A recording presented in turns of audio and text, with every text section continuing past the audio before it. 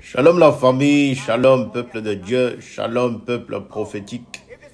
Aujourd'hui, j'aimerais qu'on parle d'un sujet très profond.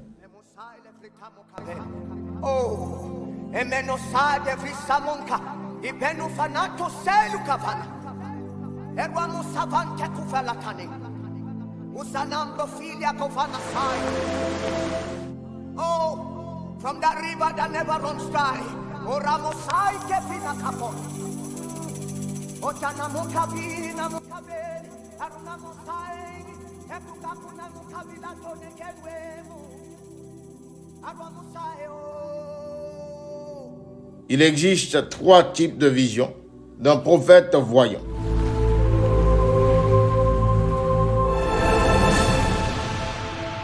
Ne méprise pas ce que tu as vu, même si cela tarde. Alors chaque vision a son heure d'accomplissement. Les visions ne sont pas réservées aux prophètes seulement. Les visions ne sont pas réservées exclusivement aux prophètes. Oui, les prophètes vivent dans la constance de la vision. Mais tout croyant né de l'esprit peut voir selon la pureté de son cœur. Bien-aimés dans le Seigneur, vous savez, dans la dimension prophétique, la vision est un langage céleste. C'est l'un des moyens, dirais-je, les plus intimes que Dieu vient utiliser pour communiquer avec nous, ses enfants. Là où la parole touche l'oreille, la vision, elle, touche l'esprit. C'est donc la façon dont Dieu révèle ce qu'il veut faire voir, ce qu'il veut faire comprendre, ce qu'il veut faire manifester. Quand on parle d'un prophète, lorsqu'on parle d'un prophète voyant, ce n'est pas une étiquette pour paraître spirituel. C'est une grâce, peuple de Dieu, où Dieu lui-même vient ouvrir les yeux spirituels d'un homme, d'une femme, pour percevoir ce qui est caché. Mais attention, peuple de Dieu, Dieu ne parle pas qu'aux prophètes. Dieu parle à chaque croyant, chaque enfant doté de l'Esprit Saint. Chaque croyant peut recevoir des visions. Le problème, malheureusement, c'est que beaucoup en reçoivent sans jamais savoir que c'est Dieu qui leur parle.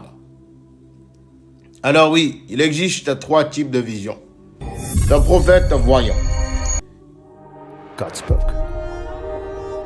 Nous avons en premier lieu la vision intérieure. C'est la vision la plus courante. Dieu vient projeter une image dans ton esprit à l'intérieur de toi. Tu ne vois rien avec les yeux naturels, mais tu sens, tu perçois, tu vois intérieurement. Souvent, ça se passe dans la chambre secrète, pendant la prière. Ton corps est au repos, mais ton esprit est éveillé. Daniel a vécu cela. La Bible nous instruit dans Daniel 7, le verset 1 à 2. Et la Bible nous dit ceci. Daniel eut un songe et des visions dans son esprit pendant qu'il était sur sa couche. Dieu va lui montrer des royaumes à venir. Mais tout se passait à l'intérieur de lui. Tout se passait à l'intérieur de Daniel. Nous avons en deuxième lieu la vision ouverte. Alors, la vision ouverte, c'est un autre niveau. C'est le voile entre le monde spirituel et le monde naturel qui s'ouvre pour un instant. Alors, tu es éveillé, tu es conscient, mais tes yeux spirituels et physiques perçoivent une même réalité.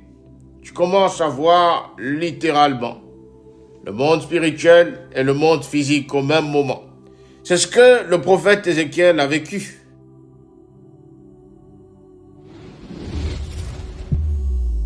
La Bible nous dit que les cieux s'ouvrirent et juste des visions de Dieu. Ézéchiel 1, le verset 1. Ézéchiel a vu le trône, les êtres vivants, les roues pleines Dieu. C'est une vision ouverte. C'est une vision tangible. Nous avons en troisième lieu, peuple de Dieu, la vision en extase. Alors, la vision en extase, c'est quand ton esprit est ravi, quand ton esprit est transporté dans une autre sphère, pendant que ton corps reste ici dans le naturel. L'apôtre Pierre a vécu cela dans Acte 10, le verset 10 à 11. Alors, pendant qu'il priait, il est tombé en extase. Il a vu le ciel s'ouvrir et un objet semblable à une grande nappe qui a commencé à descendre.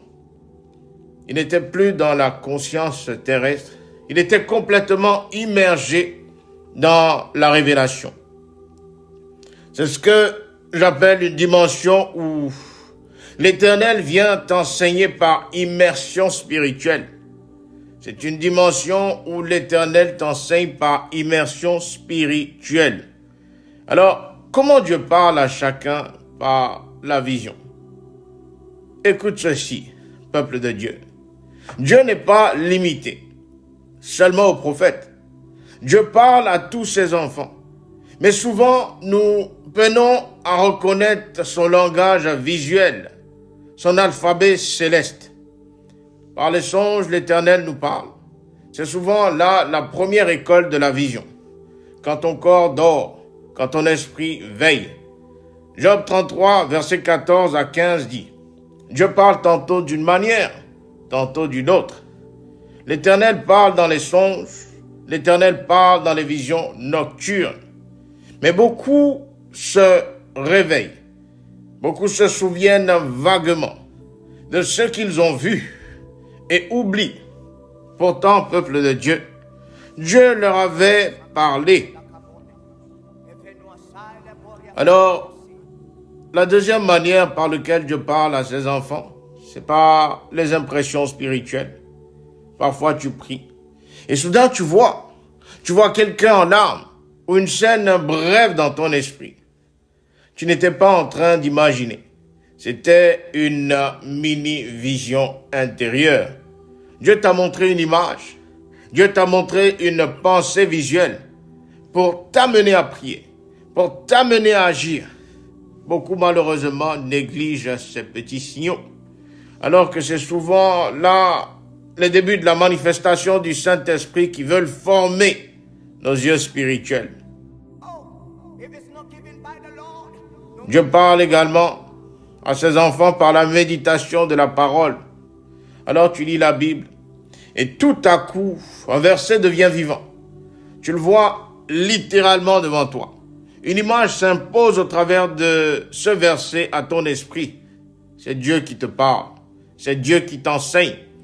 Habakkuk 2, le verset 2 nous dit ceci. Écris la vision. Grave-la sur des tables. Quand tu restes devant l'Éternel, quand tu restes fidèle dans sa présence, alors la vision vient d'elle-même, tout simplement, sans aucun effort, sans brusquer quoi que ce soit. Bien-aimé dans le Seigneur, il y a certaines choses, malheureusement, que beaucoup ignorent. Premièrement, la vision, c'est un langage divin. Dieu ne parle pas seulement par des mots, mais Dieu parle aussi par des images, des symboles, des scènes. Quand tu comprends ce langage, quand tu comprends cet alphabet céleste, tu entres dans le secret du roi. Deuxièmement, toute vision a un temps. Habakkuk le dit, elle est encore pour un temps, marquée. Ne méprise pas ce que tu as vu, même si cela tarde. Alors chaque vision a son heure d'accomplissement. En troisième lieu, les visions ne sont pas réservées aux prophètes seulement. Les visions ne sont pas réservées exclusivement aux prophètes. Oui, les prophètes vivent dans la constance de la vision. Mais tout croyant né de l'esprit peut voir selon la pureté de son cœur. Dieu ne cherche pas des titres. Dieu ne cherche pas des titres. Dieu cherche des cœurs qui sont disponibles. Des cœurs qui sont prêts à être utilisés pour sa gloire. Les visions, peuple de Dieu, les visions, peuple prophétique, sont comme des portes d'éternité que Christ vient nous ouvrir pour nous parler, pour nous corriger, pour nous enseigner, pour nous diriger. Le prophète voit souvent pour le peuple, mais Dieu veut aussi t'apprendre avoir pour ta propre vie. Parce que l'Esprit de Dieu vit en toi. Et l'Esprit de Dieu parle à ceux et celles qui se tiennent dans sa lumière. Alors, je te pose cette question. Que dit le Seigneur? La Bible dit, je répandrai de mon esprit sur toute chair. Vos fils et vos filles prophétiseront. Vos jeunes gens auront des visions. Joël 2, 28. Bien-aimé dans le Seigneur, sois attentif à ce que l'Esprit te révèle en ces jours. Voilà, famille, que cette parole t'ouvre les yeux spirituels. Commence à prêter attention à ce que Dieu te montre désormais, que ce soit dans tes rêves, dans tes impressions, dans tes méditations, car Dieu parle. Mais encore faut-il reconnaître sa voix dans les images qu'il dépose en toi. Je prie que l'Éternel dépose cette grâce en vous aujourd'hui, pour sa gloire et sa gloire seule. Peuple de Dieu, soyez bénis dans le nom puissant et souverain de Papa Jésus.